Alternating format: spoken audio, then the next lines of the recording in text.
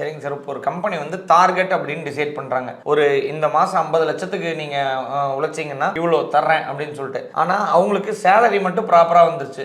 அந்த டார்கெட் பண்ணா போனஸ் அப்படிங்கிறது வரவே இல்லை. அப்ப அந்த வராத அமௌண்ட்டை எந்த சட்டத்திற்கு நம்ம கிளைம் பண்ண முடியும் சார்? பொதுவாக இந்த மாதிரி சட்டங்கள்லாம் வந்து ஒரு இண்டஸ்ட்ரியல் டிஸ்பியூட் ஆக்ட்ல வரும். சும்மா ஓரலா வாய்மொழியா சொன்னாங்க நான் கொடுக்குறேன் அப்படின்னு சொன்னாங்க அப்படின்லாம் இல்லை. அந்த கம்பெனியில இவங்களுக்கு கொடுத்துருக்காங்க, உங்களுக்கு வந்து இவ்வளவு வேலை செஞ்சீங்கன்னா அதுக்கு மேல வேலை செய்யும் போது உங்களுக்கு இவ்வளவு தரப்படும், உங்களுக்கு அதுக்குண்டான ரெமுனரேஷன் இல்ல இன்சென்டிவ் ஊக்கத்தொகை, இந்த மாதிரி சட்டங்கள்ல நம்ம அதை வேணும்னா தனிப்பட்ட முறையில் அது ஒரு கமர்ஷியல் மாதிரி வரும். இந்த மாதிரி இதில் தொழிலாளர் அவங்களோட உரிமையை இந்த இடத்துல நிலைநிறுத்திக்க முடியும். கண்டிப்பா அந்த இன்சென்டிவ் கொடுக்குறாங்கன்னா அது வந்து அவங்க இஷ்டம் போல கொடுக்க மாட்டேன்னு சொல்றதெல்லாம் வந்து அது பண்ண முடியாது. கண்டிப்பா அவங்க கொடுத்தாங்க. ஒரு கம்பெனியில ஒரு 5 வருஷம் 10 வருஷம் 15 வருஷம் உழைக்கிற நபர்கள் நிறைய பேர் இருந்தாங்க. இன்னைக்கு தான் நிறைய புது கம்பெனிக்கு மாற்றமாகி போயிடுறாங்க சார். இப்போ அந்த மாதிரி ஒரு 5 ஆண்டுகளுக்கு மேலே உழைச்சவங்களுக்கு அவங்களுக்கு ஏதாவது ஒரு பங்கு மாதிரியோ இல்லை போனஸ் அமௌண்ட் அதிகமாகவோ தர மாதிரி ஏதாவது சட்டங்கள் இருக்குங்களா சார்?